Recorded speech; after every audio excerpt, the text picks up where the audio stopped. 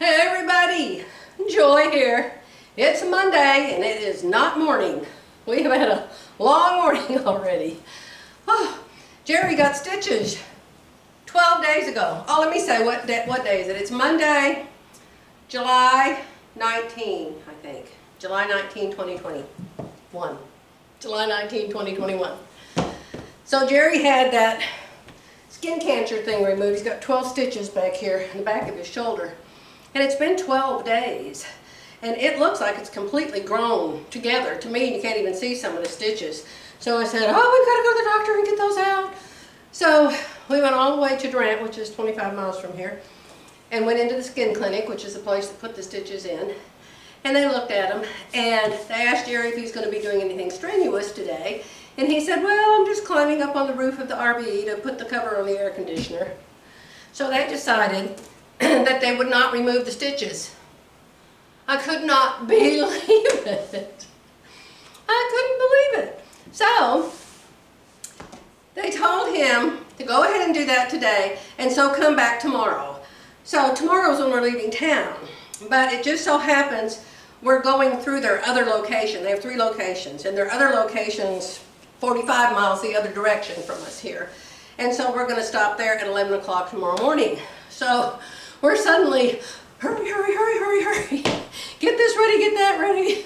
What do I need to wash? What do I need to pack? What do I need to take? Oh. And I'm fine. I've just been climbing up and down in and out of the coach and running back and forth between the kitchen, and then it started raining. You know how it goes. So I thought, I better go upstairs and make a devotion because I might not get another one made for the rest of the week. I will certainly try, you know that.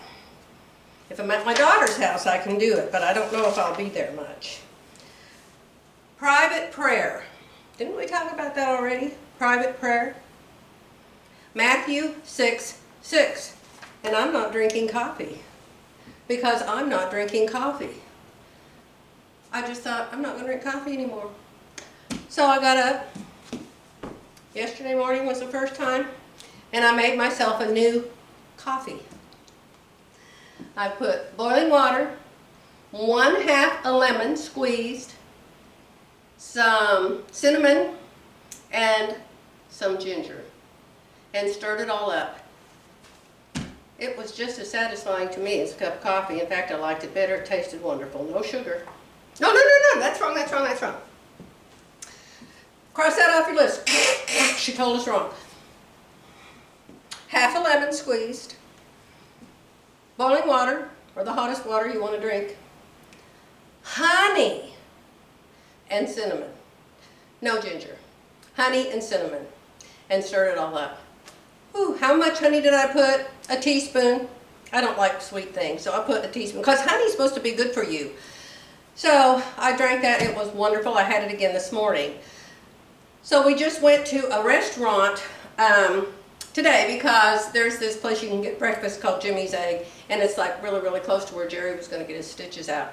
And so I ordered decaf coffee there. I usually have 4, 5, 6 cups because I have them keep filled. I only like it hot.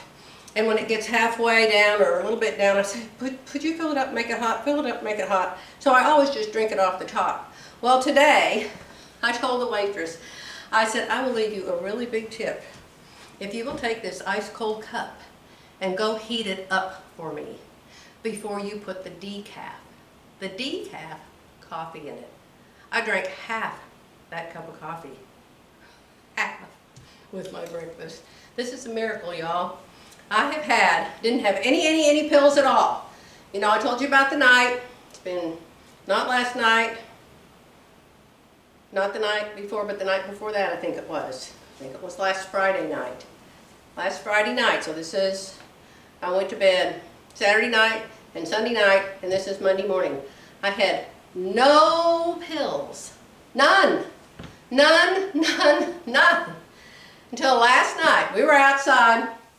We went outside because I got this bright idea that I wanted to sleep in the RV last night. And I said, we've got the most beautiful campground here you can find anywhere. I said, let's just camp out here. I said, we've never had our awning out before. And so we put the awning out and we put our little lawn chairs there. And we brought our little grill over and our pond is right there. And so I said, let's go catch 2 fish, one for you and one for me. And let's just fillet them and cook them right here like they do on the YouTube channels. So we went down to the pond and I caught a fish right away. I'll show you, I took a picture of it.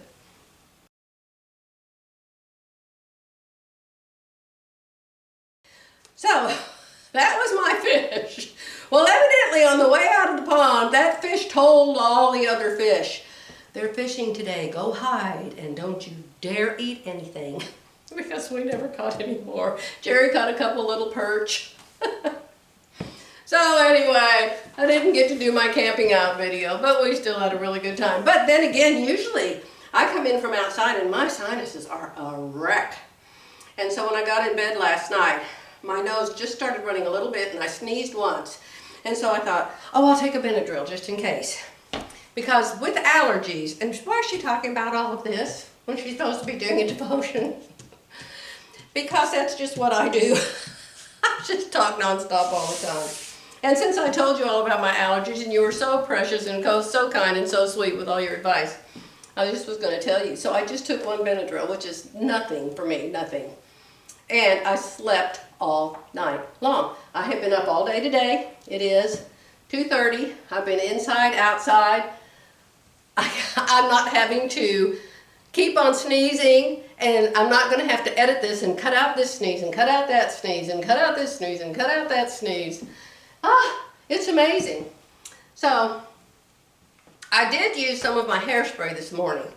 I thought, you know, I can't quit everything at once because how will I know if it's the hairspray if I quit coffee and hairspray both? So I just used a little bit of it, and I have ordered fragrance-free, everything-free hairspray, but it won't be here until tomorrow. So anyway, life is good, and I'm so excited. How could coffee? Of course, you know, I should have known. Jerry's pharmacist, you know, and he told me that coffee is a vasoconstrictor, some kind of constrictor that shrinks your veins, and so evidently it shrinks my sinuses up or something. Who knows? Okay, private prayer. Well, that's an answer to many prayers, my friends. Matthew 6:6. When you pray, go into your room, close the door, and pray to your Father, who is unseen. Then your Father, who sees what is done in secret, will reward you. Now, Jesus said that, but did Jesus mean that every time you want to pray a prayer, you've got to come home from work, come home from the grocery store, go run in your closet, close the door and pray? No. When they asked Jesus, how should we pray? He didn't say, oh, let me go home, run in my closet and hide and pray. So no, I believe this is a way to pray, and I believe he was talking to the show-off prayers, the people that would stand outside and pray so everybody could see him and they would all think they were so holy. So I think that's the joy version. Let's see what the author's version is. Are you ever self-conscious about praying out loud?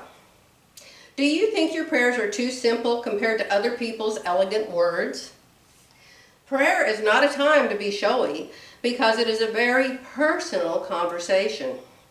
Prayer is much like when you have a private talk with your best friend and you don't want anyone else to know what you're talking about.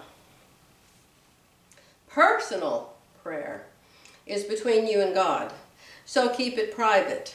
Jesus says not to make a big show of praying in public about your personal and private request. Keep it between you and God. He promises to hear and answer. Okay, I think she hit the nail on the head. Personal and private prayer. And oh yes, I actually just pray all the time. I just talk to Jesus like he's just walking around with me everywhere I go. I just talk to him all the time. Talk to God, talk to the Holy Spirit.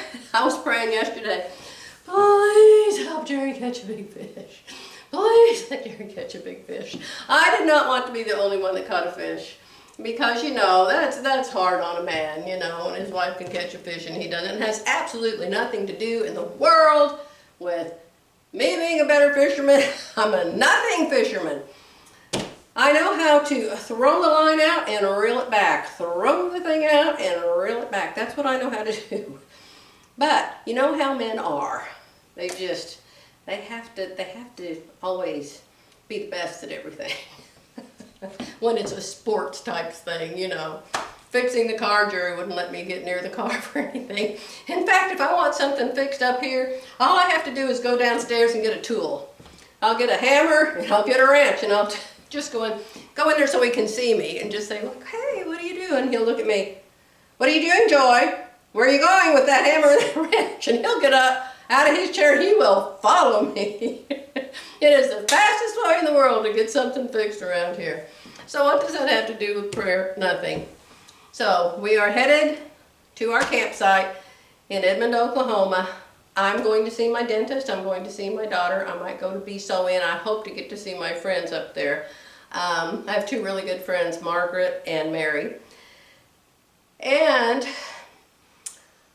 there's a special thing that my daughter does on Thursday nights called Knit Night, and I want to go to that, and I want to give her surprise. And oh heavens, I have got to pick that up and make sure I don't forget it. I will be so upset if I get up there and I forget that. So I have got to stop this devotion right now, and I have to say goodbye, and I have to say I love you, and I'll be back as soon as I can be. Bye for now.